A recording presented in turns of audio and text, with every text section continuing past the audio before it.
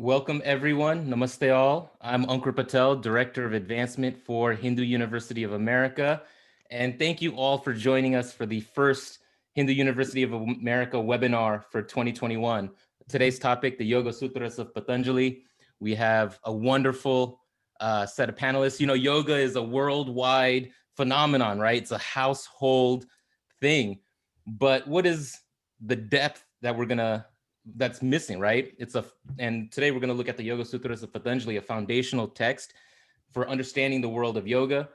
And let me just jump into it and introduce our guests and our panelists, and then we'll hand it over to Kalyanji, who will give us some more context and framework.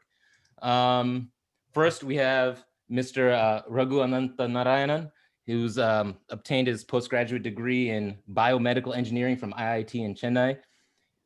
He's co-founded the Sumedas Academy for Human Context, the Barefoot Academy for Governance, and the Flame Tao Nowhere. It's a private limited company. He's now engaged in mentoring a young group of sacred activists called Ritambara, as well as the co-creation of a platform for yoga teachers from the Krishnamacharya tradition called Ananta Yoga. He's been on webinars with us before. It's always an honor to have Raghuji with us. First time guest on our webinars is Dr. Anita Subramaniam. Anita Balasubramanian. Balasubramanian. I just lost the bio real quick. Let me just pull that up. Sorry about that.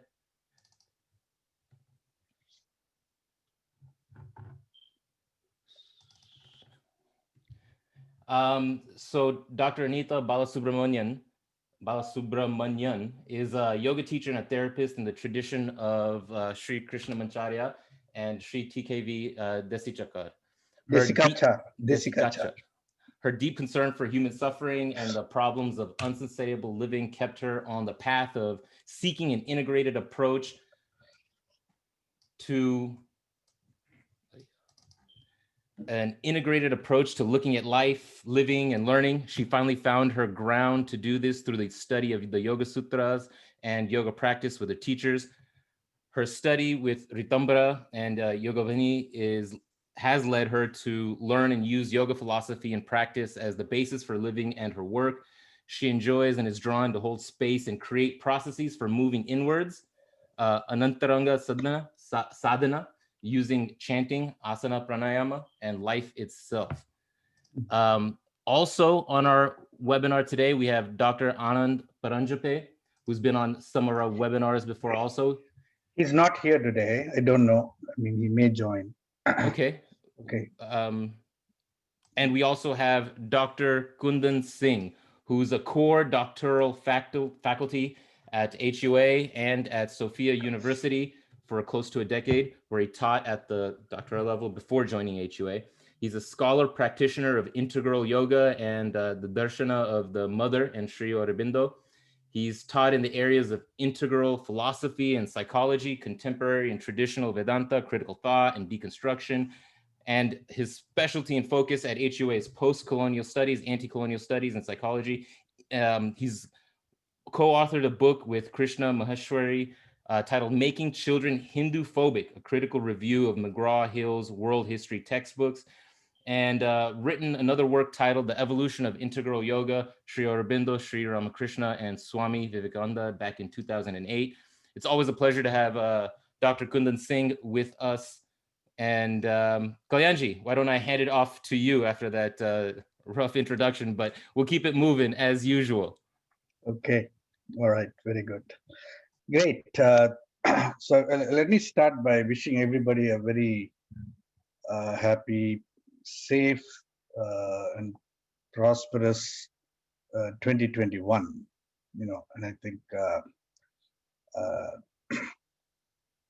it is the Gregorian New Year, and there is no harm in embracing the Gregorian New Year, even though there are many who don't want to do that.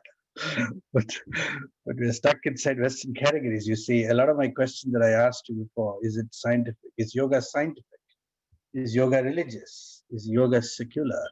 Is yoga whatever else spiritual? Is it religious? And so on. They all have a characteristic to them. the question itself, these questions themselves have a certain characteristic, and I'll distinguish in a moment. But Ankur, are we ready with the poll, you think? We need more time. There it is. Okay. So here is a question, okay, or a set of questions. Is yoga religious? Yes or no? Is yoga Hindu? Yes or no? Is yoga a science? Yes or no? Is yoga secular? Yes or no? Please take a minute and answer the question, okay? We've deliberately given yes or no choices. We're not giving you a third choice. So we're going to find out what you all think. 30 seconds, okay? Are you seeing the answers, Ankur?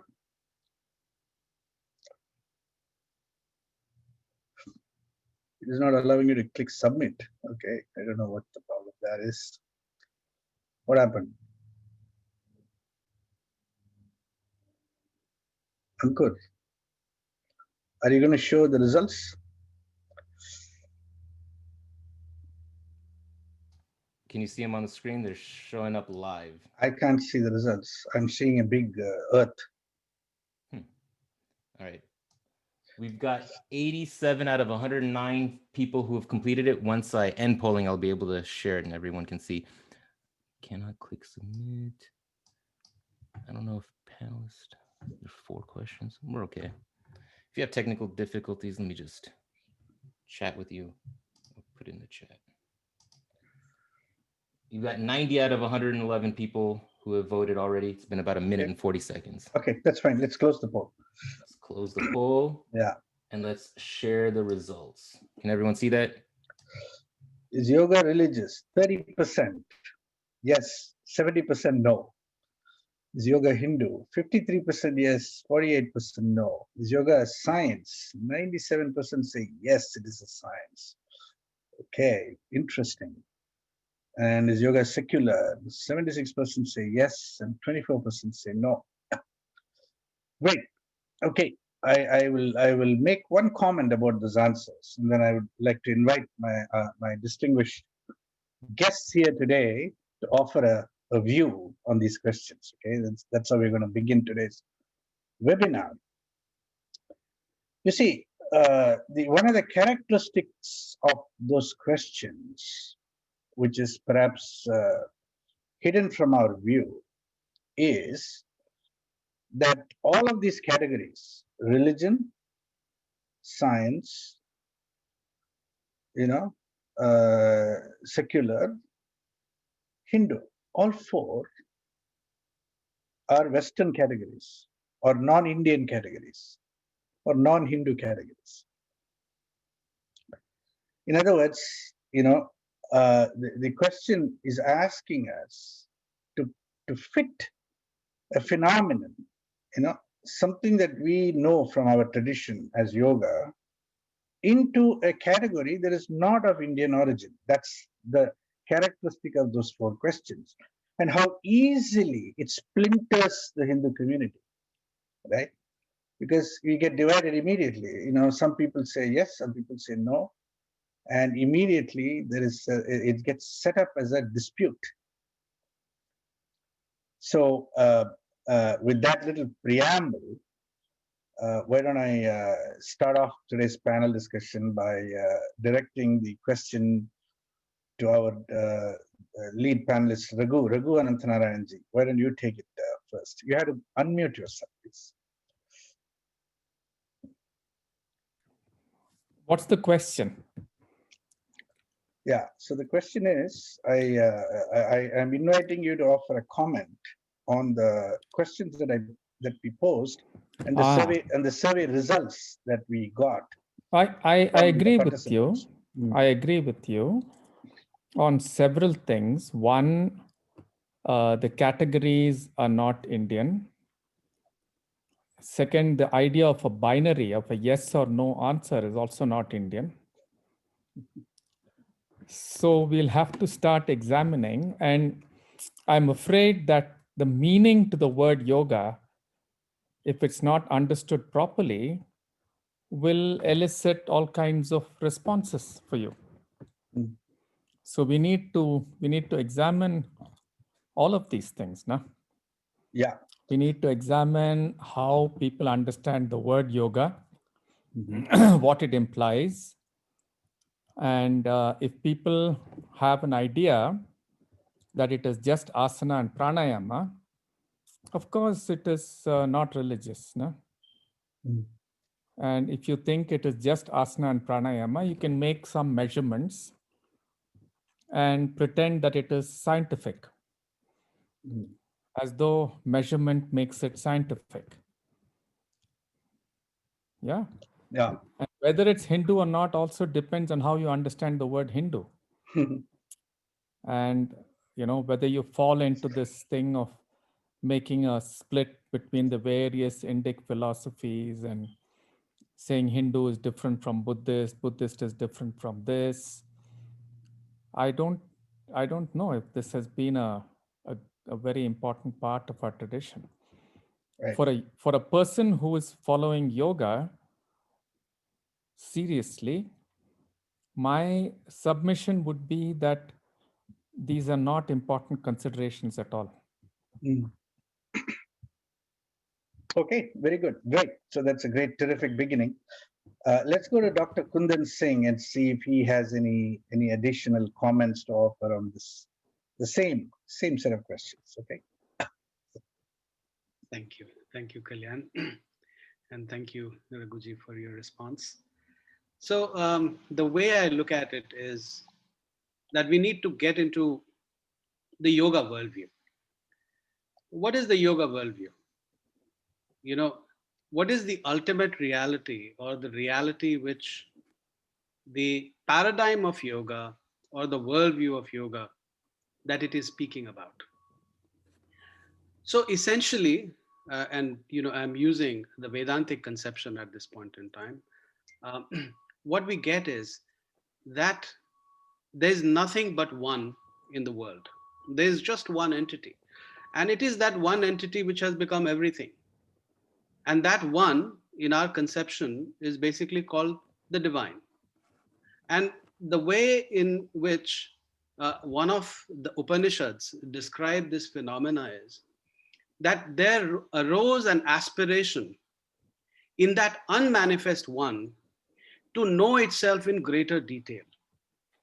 And what it did was that it manifested out of itself space, time, and causation.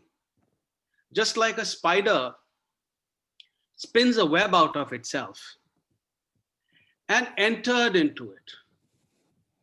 And as it entered into it, the manifestation began to happen.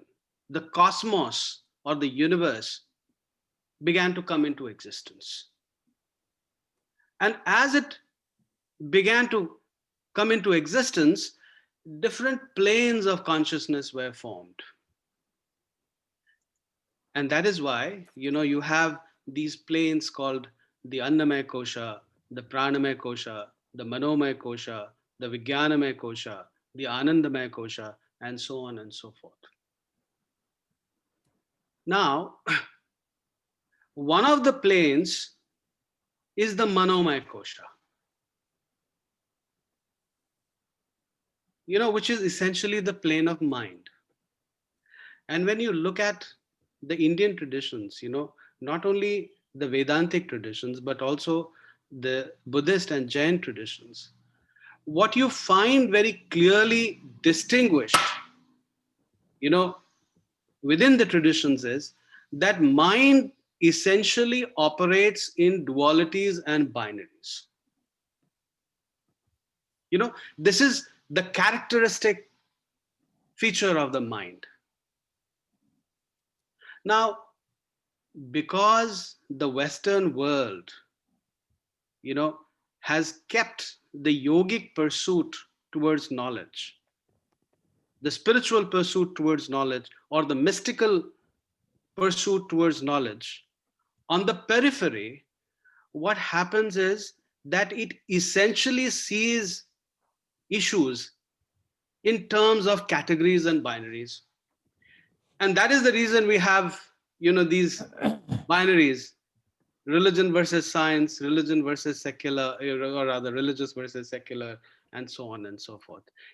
So that is the first trap that we get into when we do not take the entire yogic cosmology into consideration. So what is my understanding, or what is it that I would want to say in response to this question? I would say yoga is yoga. And then, I would start unpacking and unfolding things. Is yoga science? So the moment, we ask this question, I will get into the metaphysical understanding of science. What is science? This is the first question that I will ask. And when I look at philosophy of science, or let me put it this way, philosophies of science, there are many philosophies in science as well. What you find is that the dominant paradigm at this point in time is run by something which we called positivism. Now, positivism essentially says that only that is real which can be accessed through five senses. What cannot be accessed through five senses is not real. Therefore, it limits the inquiry into the nature within the five senses. And what is it that you get, from the yogic point of view? The yogic point of view says that the ultimate reality goes beyond the five senses. Not only the five senses, but even the mind. So you have to transcend these five senses as well as mind in order to get to that ultimate reality. So, when you look at yoga from the perspective of science, the first thing to realize is that the two paradigms of investigation are very, very different. In contemporary times, can science tap into the truths of yoga? That is one question we may want to ask. And when we ask this question, we will say, yeah, partially. Partially, we will be able to tap into the truths of yoga. And there are many people who are, investigating this field from the perspective of neuroscience and measurement and so on and so forth. And they are looking at the scientific truths of yoga. Are they not real or are they not true? Certainly not. But there's more to yoga. Now, let me come to the second question, and I won't take other questions. I feel I'm already taking a lot of time. When we ask this question, is yoga religious? So then, we have to ask this question, what is religion? And for that, again, we would want to understand that this word, comes from the Western framework. Religion essentially comes, from the Latin word religare. Religare means to bind. Yoga comes from the word, yuj, or to yoke. So there's a similarity there, right? But when you look at the religious worldview of the Western world, there is a binary split between God and the world. The world hasn't manifested out of the divine within the Abrahamic traditions. The world has been created by the divine, by God, by diktat of God, right? So within that framework, a complete union with the divine cannot actually happen. The best within that framework that one can do is to come in presence of God. And that is what, many of the Christian mystics have described. And the ones who spoke about union with God, they were badly persecuted. They were uh, called heretic and punished by the Christian establishment. So I will go back, to what Kalyanji was saying at the very beginning, that these categories, are essentially Western. They come from certain assumptions, they come from a certain understanding. And these assumptions and understandings basically get transposed on our worldview. In this context, on the worldview of yoga. So, what is the best way to get to the correct understanding of what lies underneath? The correct way is to understand, the entire cosmology of yoga, what yoga talks about. And at the same time, it would be very good to understand, what religion means within the Western context, what science means within the Western context, what secular means, within the Western context, and so on and so forth. And once, you have these pieces of understanding, the comparisons spanning similarities and differences can actually be made. So that's Okay. the long and short of it, Kalyanji. All right, great. Okay, thanks. So let us, with that background, let's enter the world of yoga now, and particularly the world of yoga as distinguished by the Yoga Sutra of Patanjali, which is very clearly the most foundational text, one of the most foundational texts of yoga. So Raghuji, how would you begin to characterize? I know you're going to run a whole course on yoga, the Patanjali Yoga Sutras, but to give a little bit of a flavor, a taste of what is the Yoga Sutras of Patanjali, how would you characterize it? See, there are two or three very critical things about the Yoga Sutras. First of all, they are very pithy statements, right? Each sutra has to be very clear, about 7 words or so. There are some simple rules that you follow before you create a sutra. And the idea of creating a sutra itself is a very interesting process because it first of all enables you to retain the central ideas, the central principles, but at the same time, it says you bead this string with your own experiences of life. So it's simultaneously like music, like Indian music. It gives you a raga and a tala that you have to follow.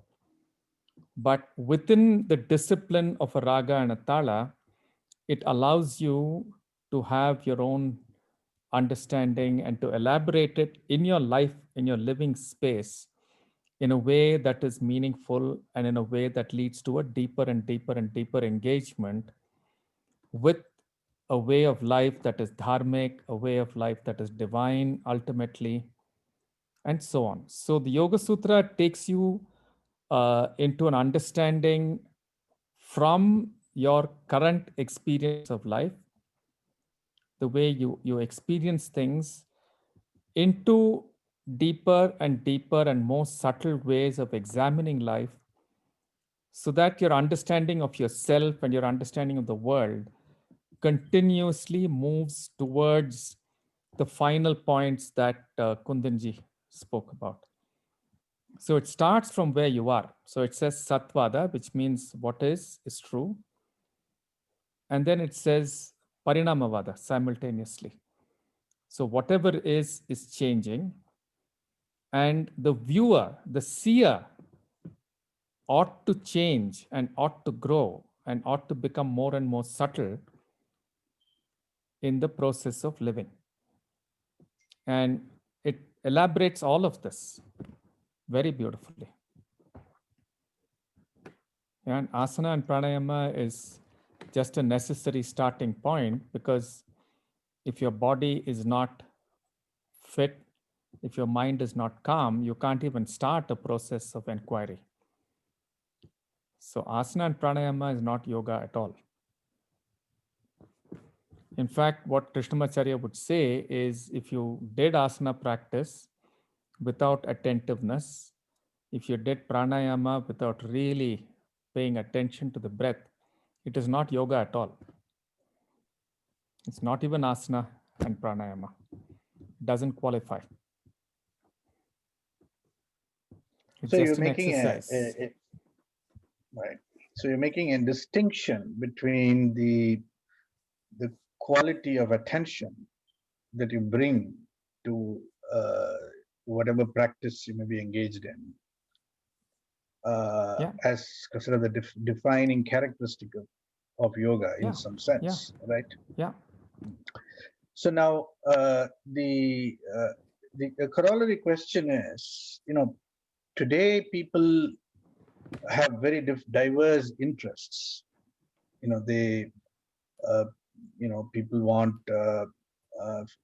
for example, the most popular forms of yoga are targeting better health outcomes, really speaking, fitness, health and fitness.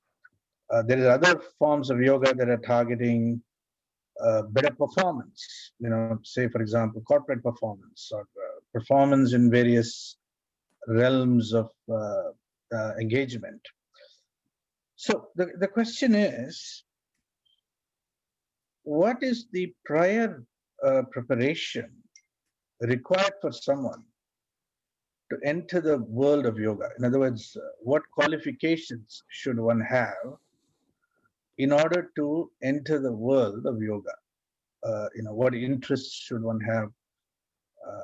What aspirations should one have, etc.?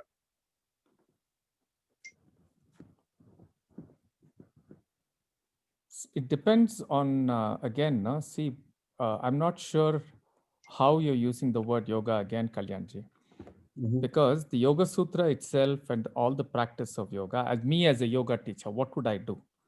If somebody comes and tells me I have back pain, right? I would teach him asanas and pranayama that will deal with back pain.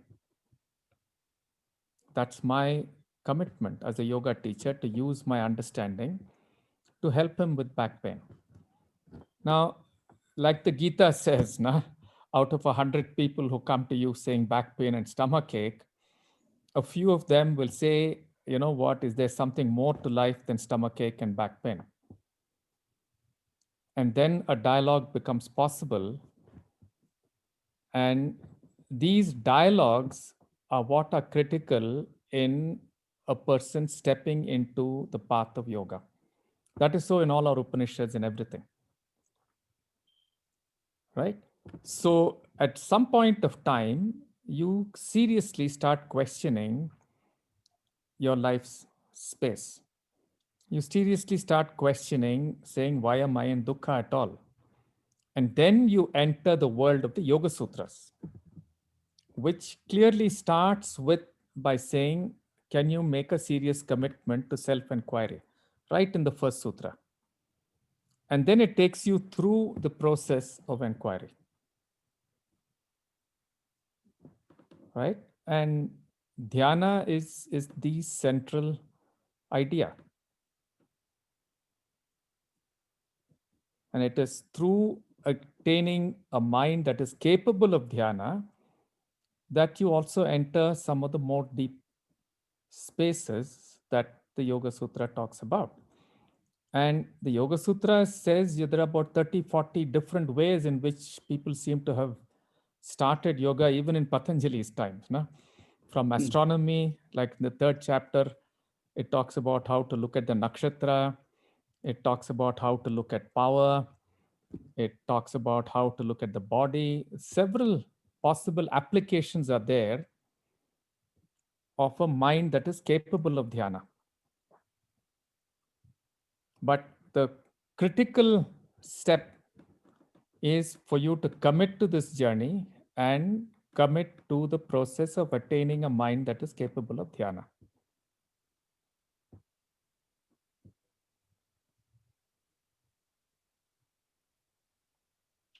So more specifically now, from the standpoint of a graduate level course in yoga on the Patanjali's Yoga Sutras, if I, as a prospective student, if I do not have, in my own estimation, a mind capable of dhyana, that is ready for dhyana, would I be then ineligible to enter this course? No, you're eligible because you don't yet have a mind of dhyana. If you already have it, why do you want to come for the course? But you have to be interested in understanding why acquiring such a mind is so important. And also, you'll have to understand that yoga is the foundation for all Indian thought. Right from Charvaka to Buddhist to Jain to the Ajivikas of long back who are gone right now, to all the various darshanas of the Hindu tradition, they all take for granted that the person is a nipuna, that he already has a certain level of achievement and accomplishment in understanding the basic tenets and the basic practices of yoga before that particular learning starts. So you can't do an analysis like the way the Vaiseshika mind would do an analysis of what is matter, what is not matter, if you didn't possess a mind capable of dhyana. That's taken for granted. You cannot ask the first question of the Brahma Sutra of what is Brahman if your mind is not capable of dhyana. So it has always been taken for granted that the practice of yoga is the foundation. And understanding how to acquire a mind which is capable of dhyana is a foundation. So every text, Kalyanji, like you take Artha Shastra, it says you have to be a yogi to understand Artha Shastra. You take Bharatanatyam, it says you have to be a yogi to understand Bharatanatyam.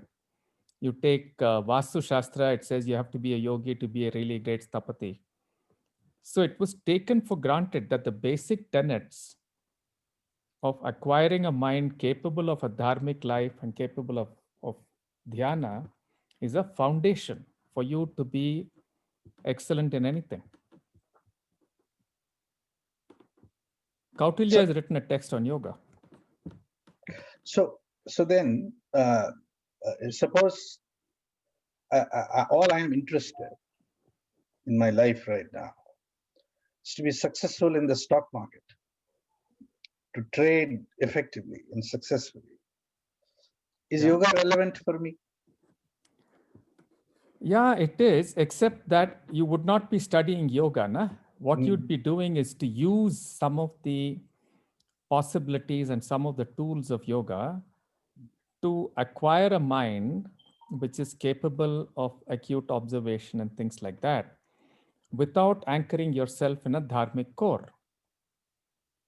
Because if you applied yourself to a dharmic core, you would also ask questions of saying, what should I apply the brilliance of my mind for? Right? So Arthashastra is not necessarily out of the picture. Right. Yeah, Kautilya was a yogi, but he would also ask dharmic questions. So I don't think it's wrong for somebody to play the stock market. Depends on what they're going to use the money for later. Na? Whether they're going to use it in ways that are dharmic, or do they end up using it in ways that are not dharmic. So that additional question has to be asked if you're really getting into yoga and not just using the techniques and the capabilities that you get through yoga for something else. Okay. So now we have this distinction that we have been making around the terms of Bahiranga Yoga and Antaranga Yoga. Right? There are two terms that seems to articulate different points of emphasis within the world of yoga. Can you speak a little bit about how you distinguish the two? Maybe I'll direct this question towards Dr. Anita Balasubramanian. Bahiranga Yoga versus Antaranga Yoga. You have to unmute yourself, please. Yeah. So the way Bahiranga, Bahi means outside and Antaranga is inside, right? So if we really look at the Patanjali Yoga Sutra, the Ashtanga Yoga part, there are 8 parts to it. And if you look at the first 4 parts, the Yama, Niyama, Asana, Pranayama, one can see, like you can see somebody is performing this asana. And slowly, as the pranayama, you can at least pretend that you're doing some pranayama with your hand or something, but we don't know what's happening. So slowly, the movement of these, if you say the angas, moves more towards the antara. And what we mean by antara is you're trying to understand your chitta, your mind, because one is I can see the external behavior, but what is behind the external behavior? For me to understand what is happening beyond what is visible. So, in some sense, the Antaranga practice is for me to get more and more in touch with what is the invisible ground from where all the visible behavior or the Bahiranga is happening. So you can look at Bahiranga and Antaranga as those 2 aspects, for which, obviously, like what Raghu said, connecting it to what Raghuji said, is the mind needs to be much more sharper, therefore. You need to have a mind that is capable of dharana, dhyana, samadhi. So as we move towards the last 4 parts of the Ashtanga Yoga, there is also the mind that is capable of doing that, so it can understand the subtle ground from where all these external aspects are visible and more tangible aspects are arising. So, if you will, there are many different ways of understanding Bahiranga and Antaranga, but this is broadly how I would say, in terms of the webinar here, for us to understand what Bahiranga and Antaranga is. So, even when, as a yoga therapist, for example, I'm teaching Asana Pranayama, one is also looking at not necessarily what the person is doing, but at the subtle aspects of how's the breath moving, how is this how so the capacity of the mind to even look at subtler aspects is also about moving into the antaranga part, even though the person is doing only asana. So where is my attention, what is happening inside of me when I'm doing the asana practice, no? So all that relates to the antaranga aspect. So these are 2 ways in which one can look at bahiranga and antaranga. Perhaps I don't know if Raghu has anything more to add, but this is briefly. No, I'm with you, except that I would only add that there are 3 parts, not just 2. There is Bahiranga, there is Antaranga, which goes up to Dharana and Dhyana, and then there is Parama Antaranga, which is the really deep parts of Nirbija Samadhi, and you go much further. But the middle ground is extremely critical, because if you don't go through this, I mean, there's no way you can go from Bahiranga to Parama Antaranga. Yeah, you can maybe have an intellectual discussion about Brahma, but you cannot go and experience Brahma, which is the idea of yoga. Like Kundanji said in the beginning, now I realize and I become Brahma. So that's the whole movement from whoever I am right now.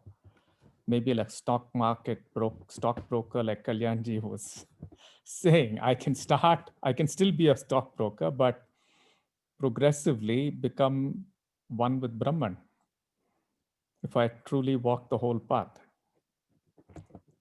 But Antaranga is a must in between. Well, the so the stock trading example really is a stand-in for a whole range of potential interests, right? I want to be a better tennis Of player. course. I want to be a more productive executive in my job. I want to be a much more precise and successful surgeon, for example, when I do brain surgery. So there are all of these possibilities, and we could characterize them all as sort of bahiranga possibilities. Correct. Within which the presence of a one-pointed mind, a mind capable of dhyana, like you said, right, has definite practical, realizable value in sort of in the world value. Yeah.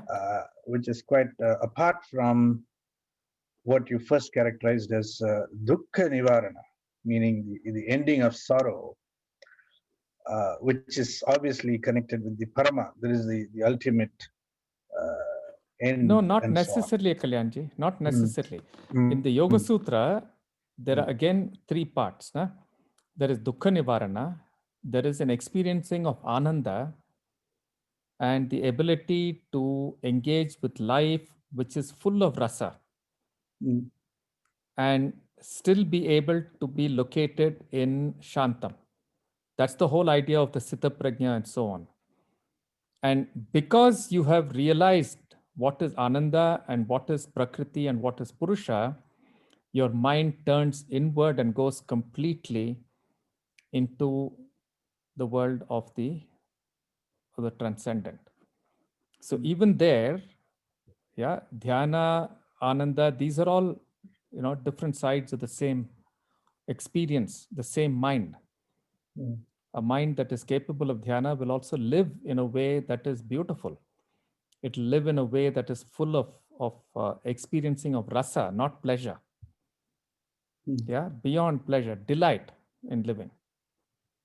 Mm. But it realizes that whatever its accomplishments are not, as beautiful as really living in the presence of Purusha and getting absorbed in the Purusha finally. So everything in yoga has a 3-stage movement. Okay. And to add to it, I think even the dukkha has a different, even the way I understand dukkha, no, will keep changing as I move through the process of Antaranga sadhana also. Okay. Now, I want to direct a different question. Probably this is to Kundan. So at HUA, we are offering a graduate level course on Patanjali's Yoga Sutras, as part of the master's and PhD program in Hindu studies. And we've taken a position that understanding the Yoga Sutras, and doing a graduate level course on it is a critical foundation for a graduate degree in Hindu studies. Why have we done that? What is the significance of that? And Kundan, you can even address the previous question, about Antaranga, Bahiranga, etc. as you pick up this one. So, so the way I see it is that developmentally, we go from external consciousness to internal consciousness. If we have the possibility of tapping into our yogic possibilities, let me put it this way. I mean, when we look at our own lives, for instance, you will see that till a certain point in time, we were very interested in acquiring knowledge on the outside. You know, it had nothing to do with the internal world. And then somehow, a switch begins to happen. And we begin to take a look into our own interior, our inner worldview, inner makeup, inner constitution, and so on and so forth. And also begin to see how that inner constitution is impacting on our perception of the world on the outside. So there is this transition, developmentally, which happens from outer to inner. And I think that is what Raghuji is talking about, uh, in in the course, where the transition happens from Bahiranga to Antaranga. And of course, he's talking about this not in terms of binaries, but in terms of a progression. And there are many different stages in that progression. And I think, this is what the course will be tapping into. So now coming to the second question, why this is a foundational course. Now, when we will begin this course, or rather when Raghuji will begin this course, he is going to begin it with the philosophy of Sankhya. And if you look at all the different texts, that surround the world of yoga, you will find that understanding Sankhya becomes very important. Why? Because Sankhya is talking about the cosmic creation, the creation of the cosmos, or the manifestation of the cosmos. How did this cosmos come into existence? And within the Indian tradition, again, there's a very common saying, every microcosm is a macrocosm and vice versa. So what does that mean? That entire universe is within us. Now, if we do not understand, how that universe came into existence, if we do not understand, what we are constituted of, then we will not be able to will not be able to go to the ultimate. And one of the crucial things, which Sankhya talks about are the three modes of Prakriti: Sattva, Rajas, and Tamas. And people who are familiar, with the Bhagavad Gita will know how important, these three gunas are within the context of Bhagavad Gita.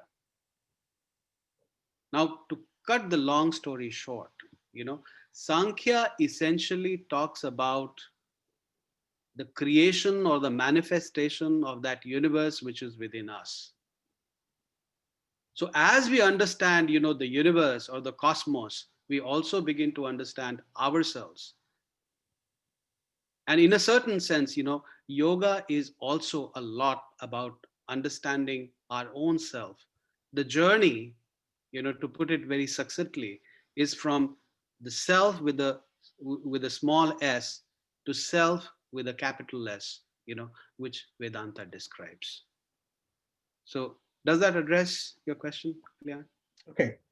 All right, good. So let me, great. So let me take it in a couple different directions here. There is a question related to this. This come from the audience. How does the Yoga Sutras align? How do they align with the Bhagavad Gita? Or do they align, or are they misaligned? Are the two texts misaligned in some way? It's a question for Raghuji. They're totally aligned because what the Yoga Sutra puts very succinctly is expanded a lot more in the Bhagavad Gita. So usually, Krishnamacharya has even said that there is a possibility that the Vyasa who wrote the Bhashya, Yoga Sutra Bhashya, might be the same Vyasa who wrote the Bhagavad Gita. Okay, I don't think he meant it historically, but it's the same thought, it's the same mind that has written both. So often when we teach the Yoga Sutra in detail, we refer back and forth to the Bhagavad Gita and back. But the Yoga Sutra is a succinct 195 statements directly about the quality of the mind, the nature of the world, and how the mind can transform. Yeah. The Bhagavad Gita is set in a slightly different context, so it elaborates things a lot more. But there'll be lots of statements that you find which are identical. It's almost as though the sutra from the Yoga Sutra has been taken here and elaborated. So they're both considered fundamental yogic texts, no? Right. So, and in the course, Raghuji, in the graduate course on the Patanjali's Yoga Sutra, would it be fair to understand that we'll be going through the sutras individually, and we'll be studying the commentaries on the sutras and exploring the text primarily? We'll be going through. We can't go through 195 sutras and some, 13. We will take key sutras to really understand two things. Now, one is there's a way of understanding the Yoga Sutra, which is not like reading a textbook. Right. And that's very critical because this is they are Anushasana Sutras. They, they have a praxis behind them. They're not just theoretical stuff, right? And my sense is once you get the key of how to start looking at it, then you'll start looking at the Yoga Sutras in a different way. So that is what we will go through. Now we'll go through the fundamental approach to it. Like Kundanji said, we'll look at Sankhya, why Sankhya is so important, and how the whole idea of the mind and the various levels of the self and so on are premised upon Sankhya, built upon it in a way that you can go into a transcendent reality. I just wanted to add, to what Raghuji was saying, in terms of connection between Sankhya and Bhagavad Gita. See, from my understanding, in order to understand the Yoga Sutras of Patanjali, it is very important to have a good understanding of Sankhya. And in order to understand Bhagavad Gita, it is very good, rather, the understanding would be expedited if one has a good understanding of Sankhya and Yoga Sutras of Patanjali. And why is it that I say this? Sri Aurobindo has made this comment that the Gita is a synthesis of yoga and Sankhya. And this is something, which is stated in the Bhagavad Gita also. So that's why I think, for people who are studying the Bhagavad Gita, their understanding of Bhagavad Gita will be expedited if they study Sankhya and Yoga Sutras of Patanjali. That's what my understanding is. And the other way about, Kundanji, my book is the Yoga Sutra. So if you read the Bhagavad Gita, it will help you to understand the Yoga Sutra. Yeah, of course. So there's a reciprocal relationship. Right. Yeah, they're absolutely. They're two sides of the same coin almost. Absolutely. Yeah. So there was an interesting phraseology that was used in another class, in a Mahabharata class that I heard a week ago. The phrase used by Dr. Vishwadluri was, these texts speak to us in a chorus. And in the chorus, how can you pick out one voice and say this was leading and the other one following, or the other one was leading and this one was following? You had to recognize the chorus in all the texts that are coming through. Especially, Kalyanji, especially if the chorus is a jugalbandi and it doesn't have a seconds and thirds and a lead voice. No, these are all jugalbandis. Yeah, that's right. That's right. Now I mentioned the Mahabharata, and I want to kind of lead in a different direction. So there is another course called Antaranga Yoga, which is a continuing education course, which picks up on the Mahabharata and engages in a kind of an inner exploration, a psychological exploration, if you will. I'd like to direct attention towards that, and then maybe speak about how is that course designed, and what are the possibilities for people participating? What results or outcomes can they expect by participating in the Antaranga Yoga course? See, in the Antaranga Yoga course, we are taking one particular idea from the Yoga Sutra. There's an idea of Swadhyaya, which is very critical to the study of yoga. And in Swadhyaya, there is a very clear suggestion that understanding the Itihasa Purana is a way of understanding the self. So when you start understanding the Mahabharata as a reflection of the self, as a mirror unto oneself, the Mahabharata opens up in an incredibly beautiful way.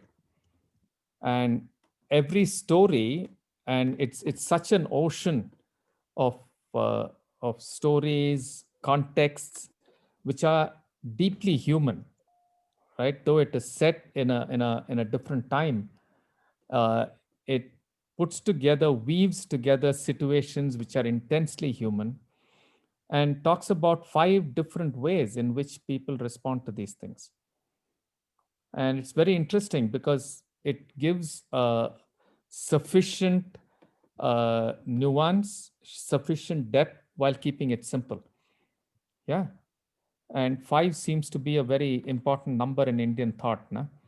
So if I can look at things in 5 different ways, it opens up the whole universe for me. So when you start understanding the Mahabharata in a self-reflective way, it opens up your mind to the depths of your own being. And I'm quite amazed at how, over the web, the kind of depth that we've been able to go through in the previous few times when we've done this program. I've been quite amazed with the way people have reflected and the kind of stuff that we've been able to work with.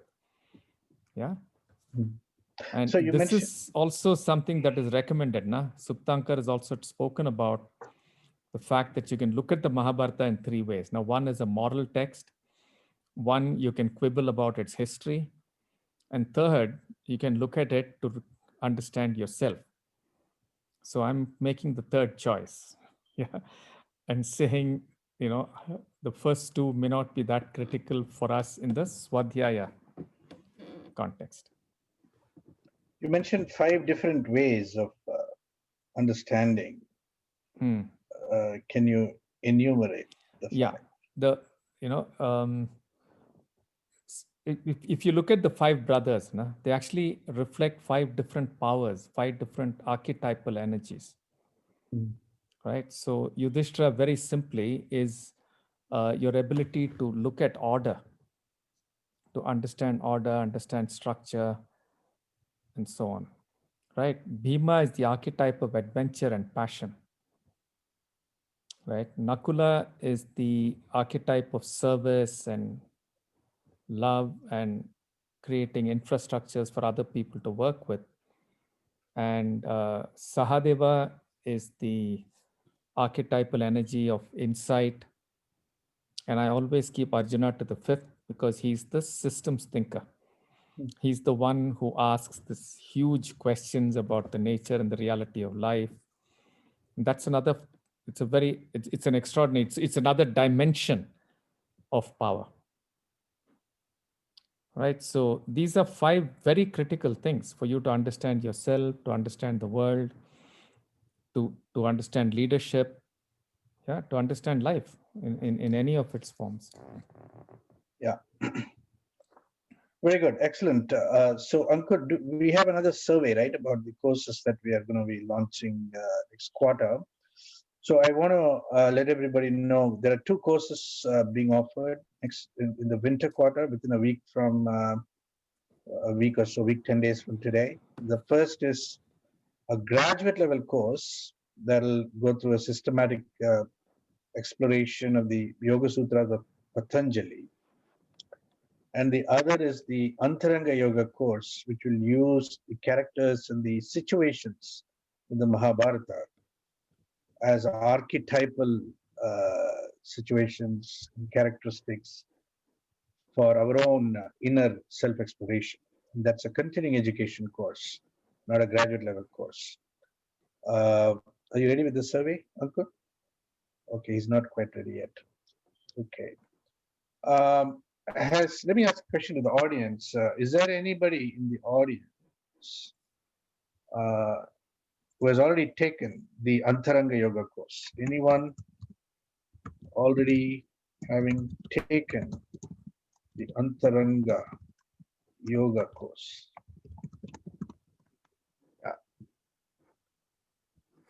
Yeah, Arun, Narayanan. Yeah. Yeah. Why don't you, if you can, just type in your experience, right? Arun has already expressed. He's already done that. So this is the So Antaranga Yoga, he found it mind-boggling. It's a good way of saying it. Kalyanji, and it opened him up into new ways of looking at himself and the Mahabharata characters, not just mind-boggling. Right. Okay. Yeah. All right. Anybody else? Any comments on the Antaranga Yoga course? Please type it in if you have. And he's also added that he highly recommends it. Right. He's also added just now that he highly recommends it. I think Some, probably the correct phraseology will be, it was mind settling. Yeah, that'll be super. Correct, Kundanji. Yes. so somebody called Middleweight LLC. I don't know who you are. Can you put out a name, please? Identify yourself. Would be great.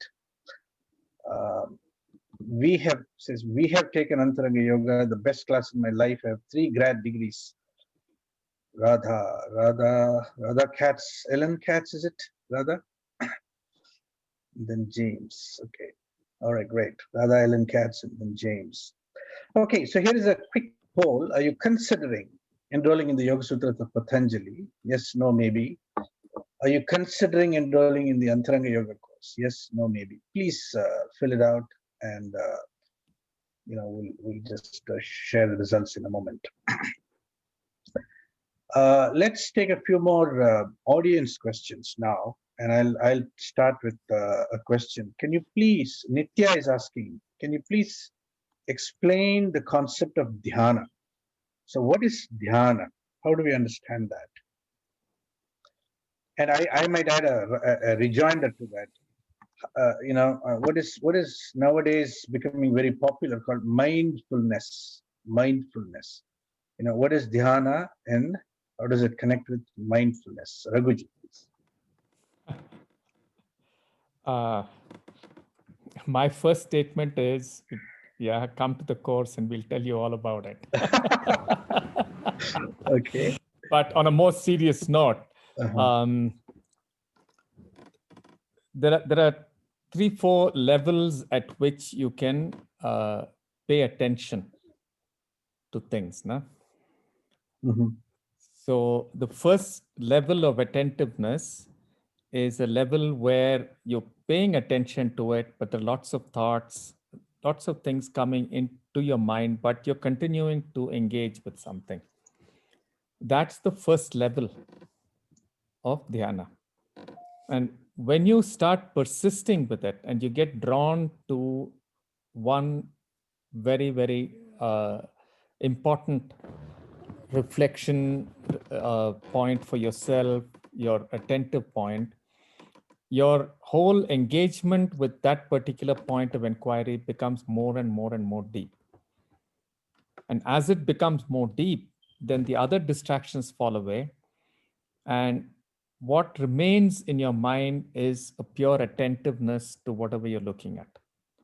So then you approach dhyana. And it's a dynamic thing. It's not a static thing. So, you can pay attention to many things. You can pay attention to your body.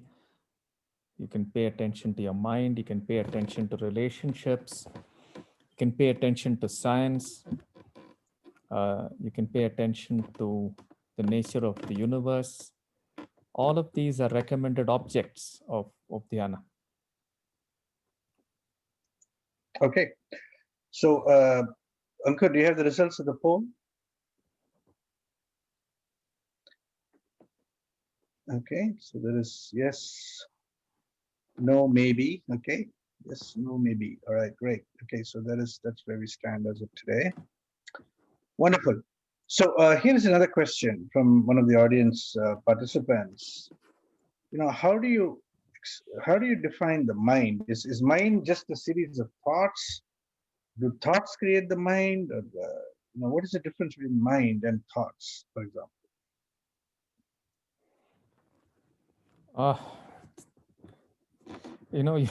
You have to get into Sankhya cosmology to answer this question. Yeah. See, first of all, the word mind is a very inadequate English translation of chitta. And in the Yoga Sutra, you have 4 words to describe what is generally called the mind. You have manas, which does your calculating, living in the world, making sure you drive your car properly and making sure you do your arithmetic right and all that. That's the manas. And then you have another level called the Ahamkara, which creates the sense of identity for yourself which actually does all of the stuff that integrates the various inputs you get, including food, and converts it into a single human being. Yeah, so it's usually very loosely translated as ego, but it's the entire process. And then you have the buddhi, which is a much deeper level of pure awareness, and you have chitta that holds the memory, and so on. Yeah. So I'm not really sure what the question is aiming to ask. Can you just repeat the question, Kalyanji, so I can answer it in this context? No, it's a simple. It's a question about thoughts versus mind. Is it the same or is it different? It's not or the same, nah? Yeah. Thoughts happen at the level of manas. There are deeper levels of awareness that happen in the buddhi, and much of what happens in the buddhi as awareness is beyond words. Yeah. And the mind is also capable of an awareness that is even beyond this so-called state of awareness without the mind, when it starts becoming aware of the nature of Purusha. So it's capable of all of these levels. So thought, I guess, would be one of the outputs that happens when a mind is active and alive, but it doesn't define the mind totally. Would you agree with me, Kundanji? As a very quick answer without getting into elaborate Sankhya cosmology. Definitely not. Definitely not. I would actually want to bring in Sri Aurobindo, what he says about thoughts. He says that thoughts are like concrete realities in the subtle world, and they float. And of course, he goes into the different levels of mind. But if we take mind as Antakaran, which is described in our literature, mind is like a receiver, of those thoughts. So if you take the example of radio, for instance, the transistor is basically the receiver, and the signals that are coming from outside are getting into the receiver and getting played. A very similar kind of relationship actually exists between mind and thoughts. So thoughts are like concrete realities in the subtle world, which pass through the mind. And that is why, in advanced stages of dhyana, it is possible to make the mind completely silent and thoughtless. And that is supposed to be a good thing in yogic pursuit, because when you are able to silence your mind completely or make the mind bereft of thoughts, then spiritual experiences begin to happen. No, in Yoga Sutra, Kundanji, what it says is that as you start locating yourself closer and closer to the buddhi, right, thought drops away. Yeah. Yeah. So there is no, you're going beyond the I that tries to control thought, no? Yeah. So thoughts just fall away, and so you get into another level of experiential reality. Yeah. Yeah. So there's an interesting comment from one of the participants. Can I say the mind is the sky and thoughts are the clouds in the sky? And, it's an interesting analogy. Yeah, that's not a bad. Yeah, it's not a bad analogy. It's used very often, no? Mm-hmm. Yeah. Yeah. Yeah. Yeah. It's not a bad analogy at all. Mm-hmm. Yeah. So here are a couple of quick questions. Does one have to be enrolled in the graduate program to take either course? No, not really. All the courses at HUA can be taken a la carte. Okay. So you can go in and just sample one course and be completely satisfied. You don't have to be in the graduate program.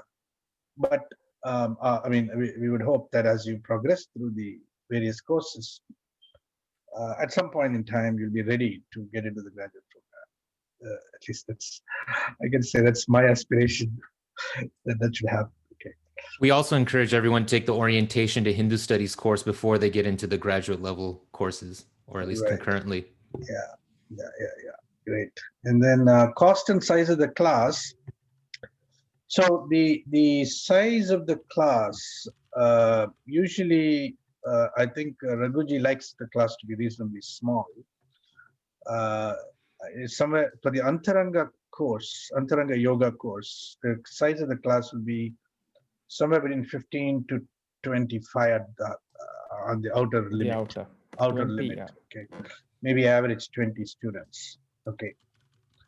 Then for the graduate level course, it's probably going to be a little bit smaller than that. We are thinking maybe 7, 8 at the lower end and 15 at the outer limit on the graduate level course. So that's the size. And the cost wise, it's if I'm not mistaken, it should be $900 for the graduate level course, which is very intense, 3 hours of class time every week. And for the Antaranga yoga, it's probably in the range of I'm not sure if it's $300 or $200, something like that. It's at the lower end of the price range. Okay, so there is a question here which says, how do we take all this to the mass level where we are failing, like Christianity and Islam? Well, I mean, hopefully that's a question, you all can answer as we go through the education. Maybe how do we expand the participation in these courses?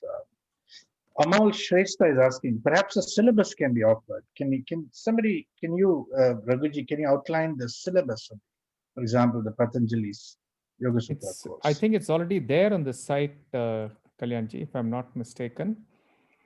So very broadly, it's going to be, the pattern is going to be like this. I've worked on a seminar on the Yoga Sutra some time back, and we've made it into short videos which look at different critical themes. So you'll have to watch the videos. We're also going to give you reading material from Deshikachar and some of the stuff that I've written and other books we're recommending. So you can use all of this to go into a study of the critical aspects of the Yoga Sutra. And then we'll have dialogues around these. So in the week, there'll be 2 classes. One class, the first class in the week will be to discuss the ideas in the Yoga Sutra. And the second class will be for looking at a self-reflective process using the Yoga Sutra. How can I apply it? What kind of practice can I bring up for myself using it?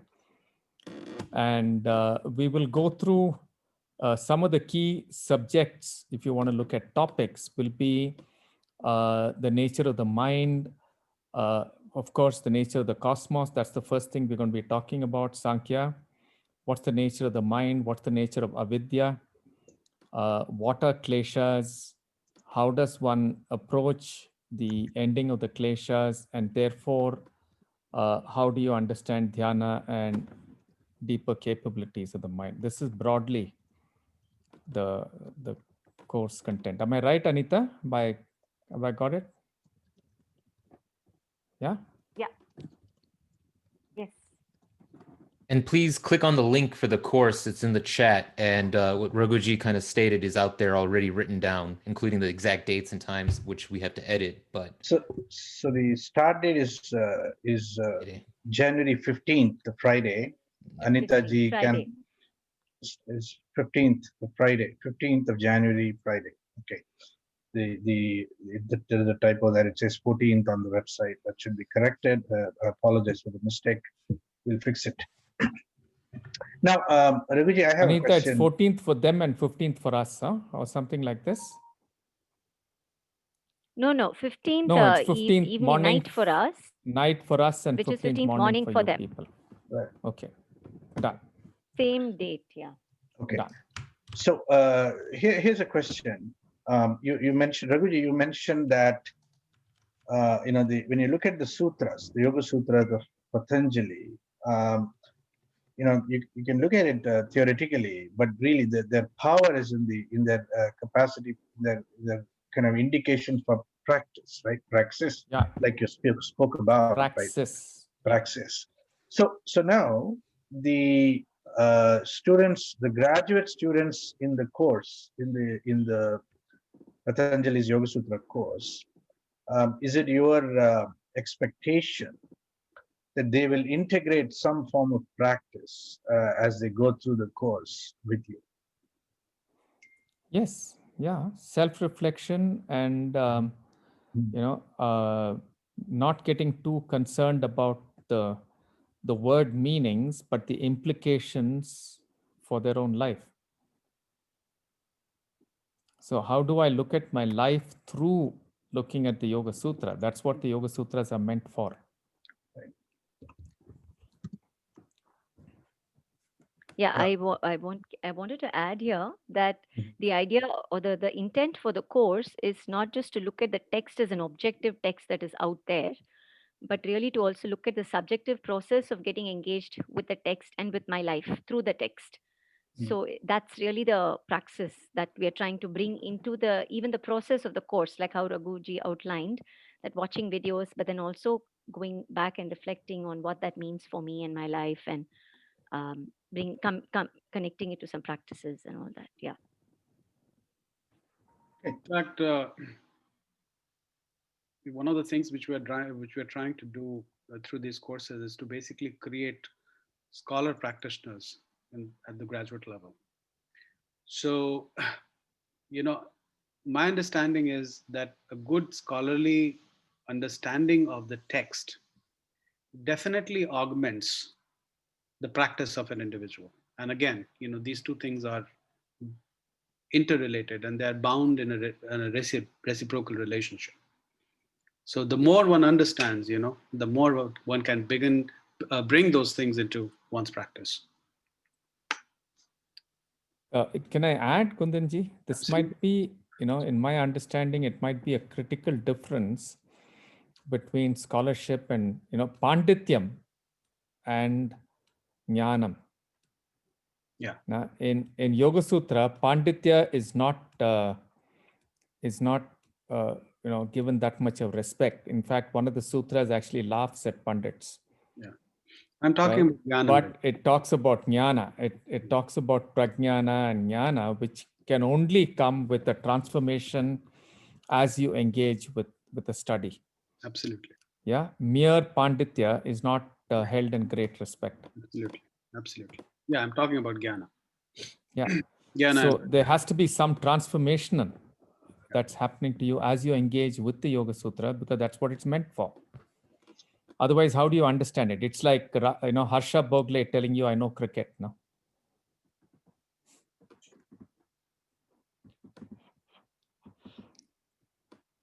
Okay, let's go to another question here. Yes. There's somebody asking, what does understanding oneself buy? It's supposed to be a very transactional question. What can you buy with self-knowledge, self-understanding? What does it get you anyway? Why bother? There are two answers to this, Kalyanji. Yeah, one very famous answer is the Buddha. Na?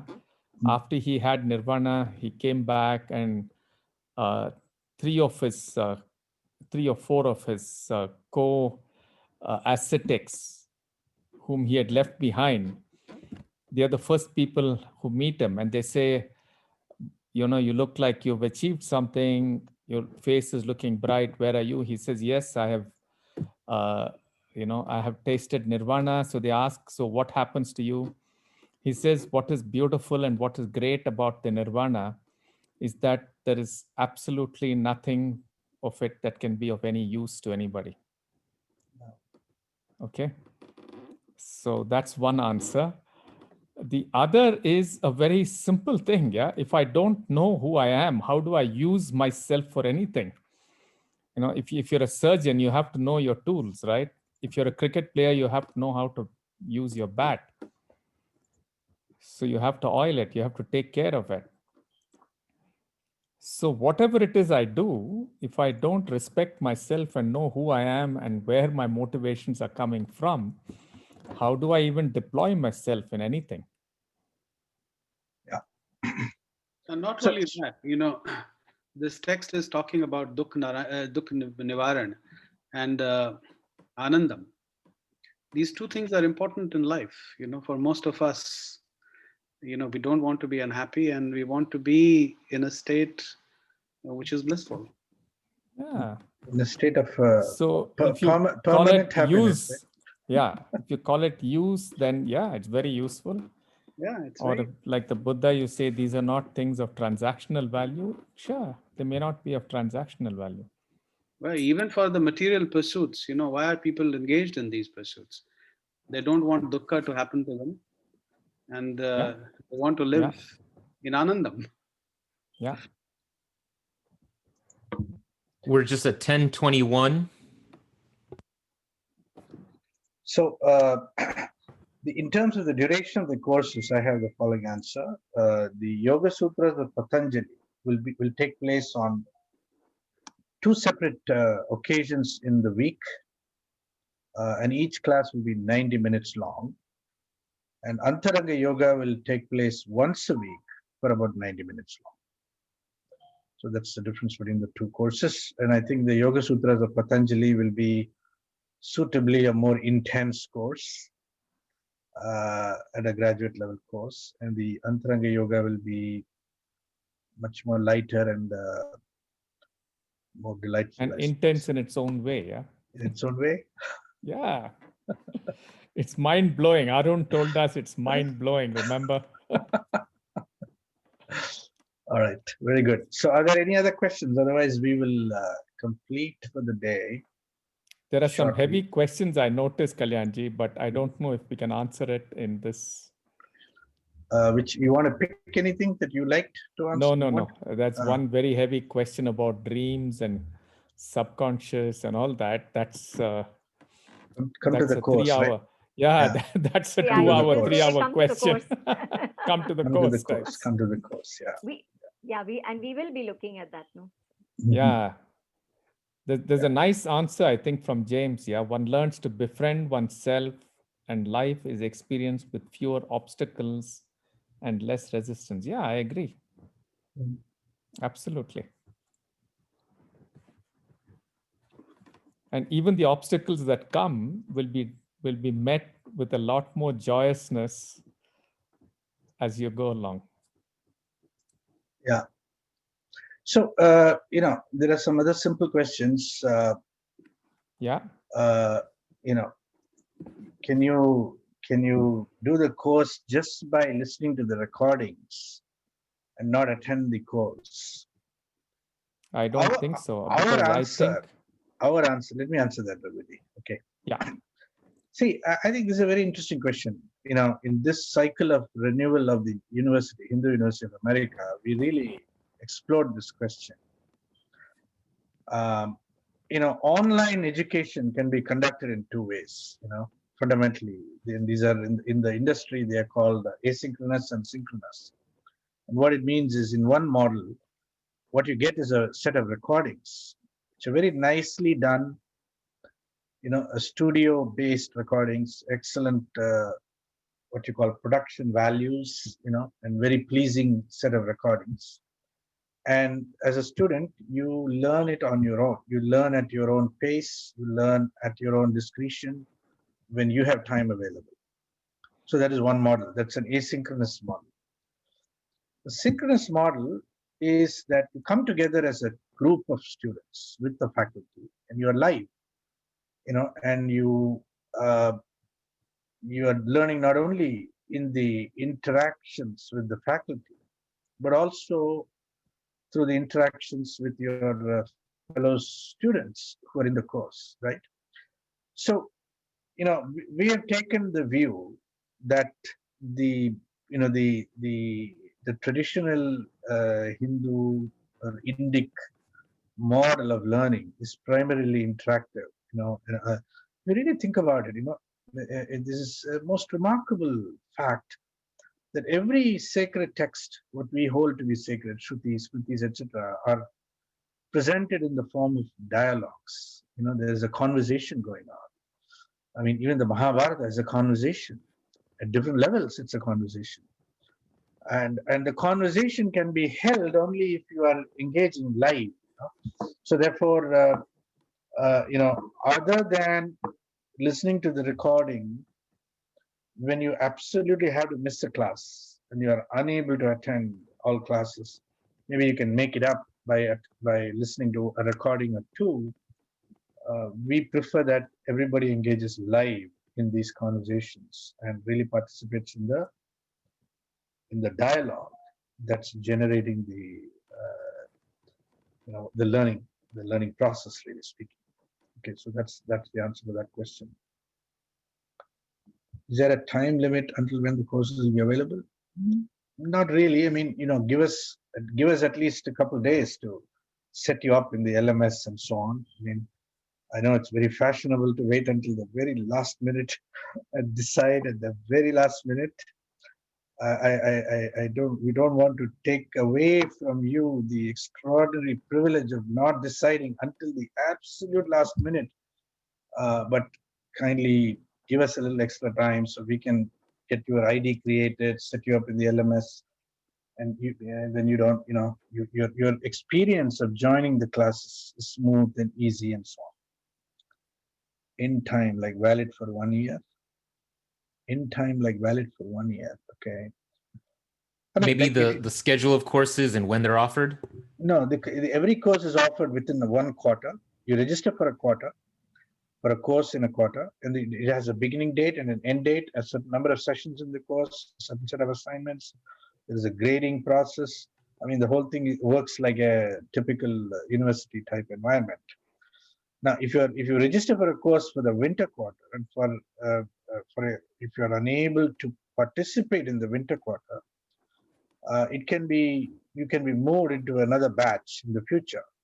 Maybe it's when it's offered in the spring or the summer or fall, etc.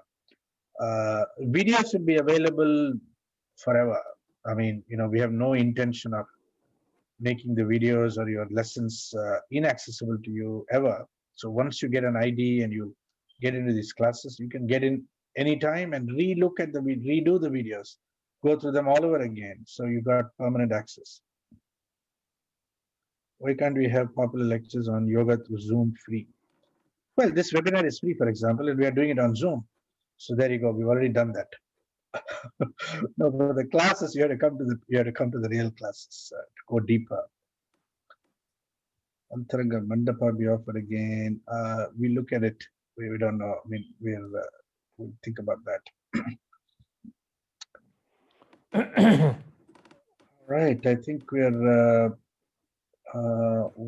exhausting the questions here, more or less. If I missed anything, I apologize. But I think that was a terrific webinar, and I want to appreciate all the people who participated. Thank you so much, and thank you so much to the panelists for joining today. And thank you. We'll be in touch with those of you who are interested. Yeah. Thank you. Thank you. Thank you, and namaste, everybody. Thank you. Bye. Namaste. Namaste. Bye-bye.